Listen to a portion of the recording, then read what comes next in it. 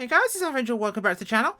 And today, this weird thing is Cowansim's Cessna CH1, and we're inside a building. Because reasons. Yeah, this is the Cowansim CH1. The Cessna Skyhook. It's the only helicopter ever made by a shed. We'll go outside here and just take a look around, get rid of the fuel board stuff here. So it's the first and only helicopter made by Cessna, and it's not technically a Cessna. It's, in theory, actually a Siebel. Siebel Helicopter Company of Wichita, Kansas was acquired on January 1952 by the Cessna Corporation, and the lead developer and owner there went on to become the helicopter division head for Cessna. And the CH-1 was born. Now, about 50 of these were made, so not many. First flew in 1953, and it was developed from the Siebel S4, which is a very similar type of aircraft, but not the same. That one was a single or dual seat cockpit, and it was originally for a US Army contract, but it was ignored essentially. Although ironically, later to be owned by Cessna, known as the Skyhawk.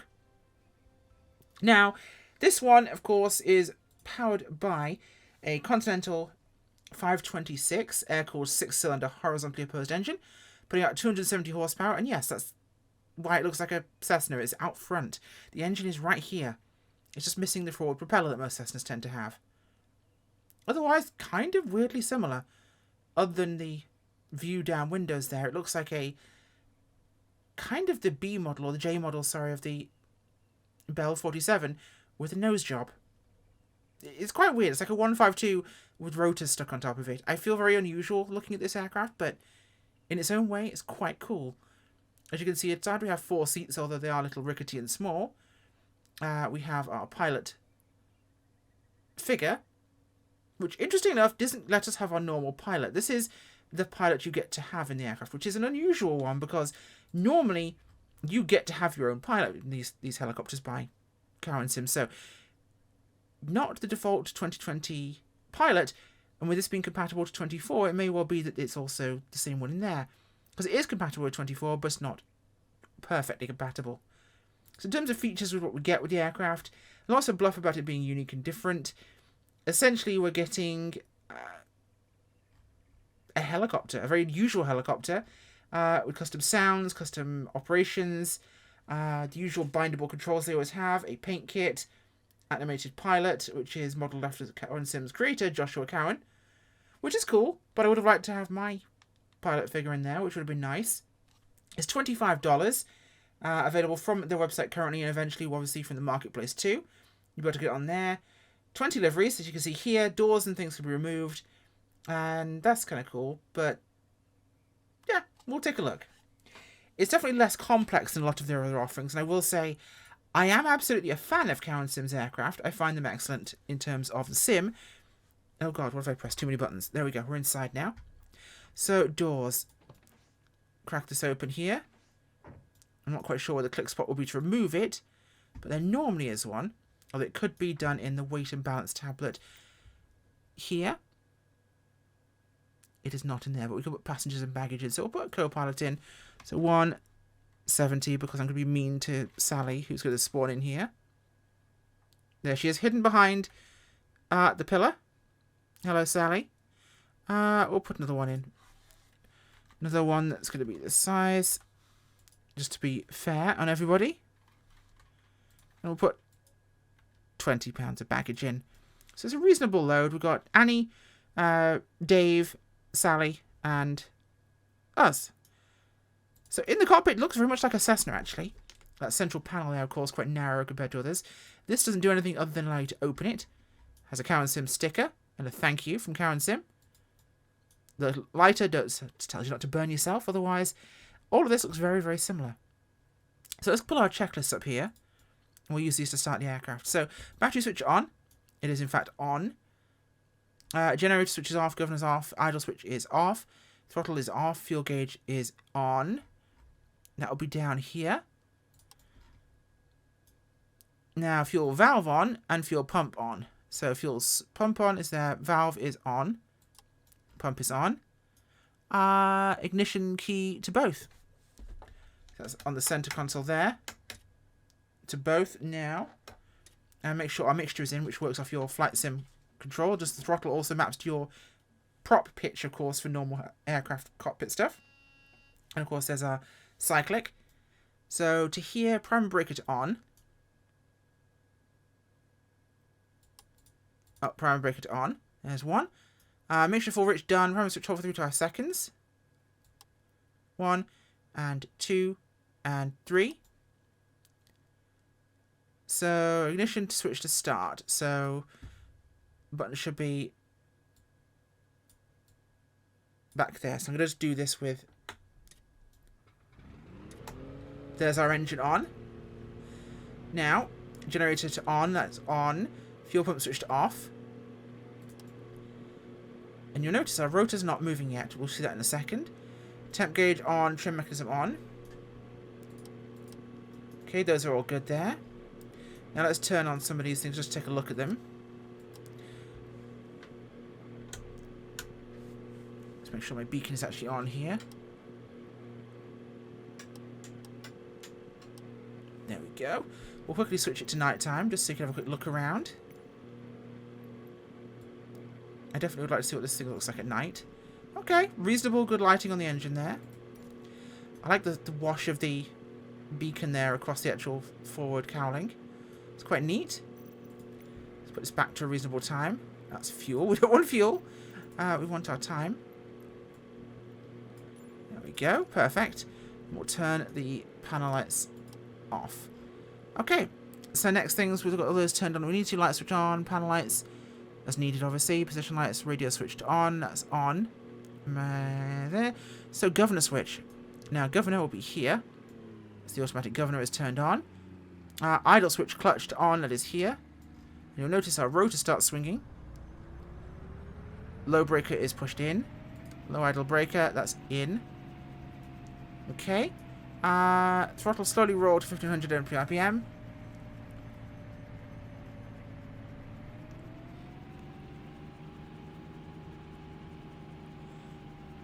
Okay. Slowly roll to 1500 RPM, centrifugal clutch will fully engage at 1500, so we'll make sure that's doing it. So pulling back to idle, I should have left the throttle closed. So I'm going to slowly increase to 1500.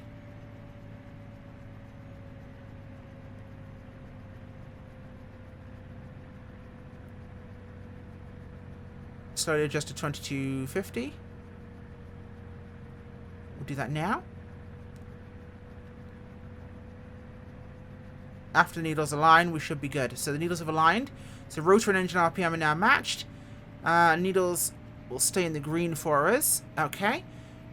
So we are good to go. So shutdown's pretty simple. That's nice and easy. Let's go take this girl for a flight, shall we? I'm quite curious as to what it will do. And the sounds are quite nice. They're definitely original.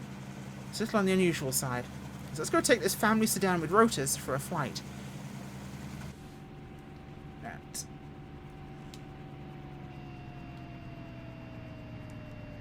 Getting throttle alert here of this.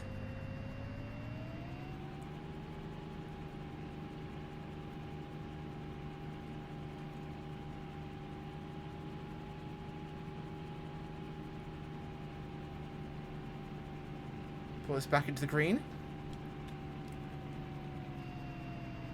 That's my low RPM warning, I think, on there. I'm not entirely sure what I've done to cause that, but it shouldn't be doing it. Everything should be good.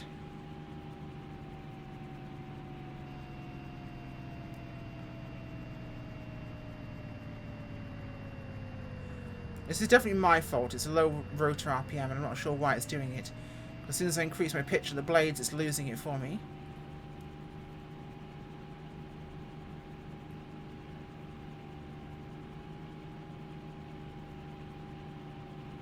There we go.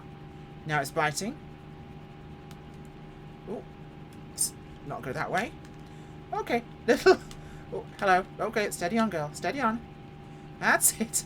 Okay, not the nice gentle taxi out on the ground I wanted to make there, but she's a little sprightly, but that's actually quite cool because it's a unique helicopter that's giving it different unique behaviours rather than it being just like every other helicopter in the sim. I've got a lot of left pedal in here to try and balance it out. And she's a little bit roll sensitive. Initially. Okay. Give it a little bit of trim here. Okay. Got some good forward flight now. Seems to have stabilised out. Visibility is fantastic, I will say. Apart from to the hard left, where you can just see the rotor mast coming through there. It's unusual having such a long nose in front of a helicopter, because it feels like I should just have the panel and then, you know, space outside. Whereas here, I look like I've got a Cessna's nose sticking out, which is quite bizarre. But once she's moving, she's pretty stable. And kind of fun, actually. Get down low and see what she can do. Now, she's only 270 horsepower, so not super powerful, but she's also very heavy right now. I have got a full load in here of passengers.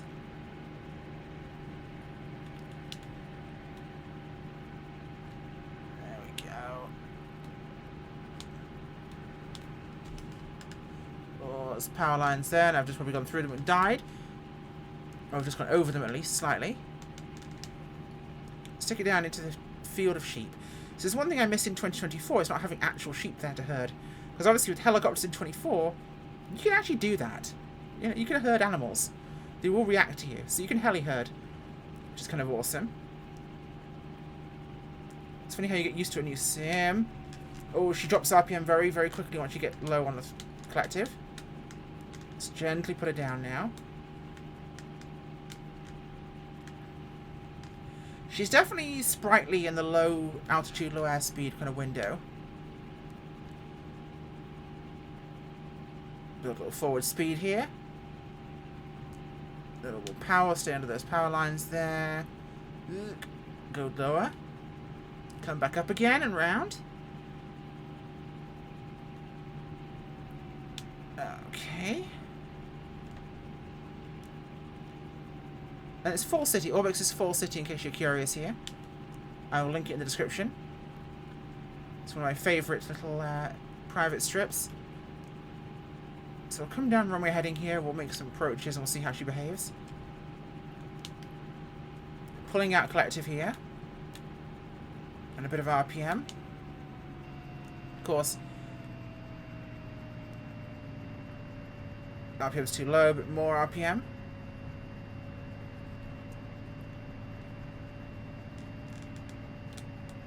Rotor RPM's falling. I'm about to fall out the sky. That's my fault. Ugh. It's challenging. That was my fault. I've crashed and killed the helicopter and the entire family of 4 that were inside it. So that's definitely my doing. I let my RPM drop too low.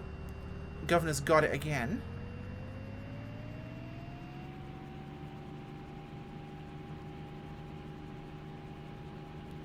Okay.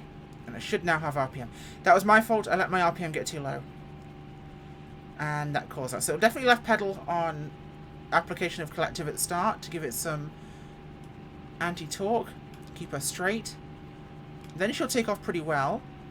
Now I'm going to bring her round here a little bit. Oh gosh, yep, harsher than I'd like to in real life. That would damage the aircraft.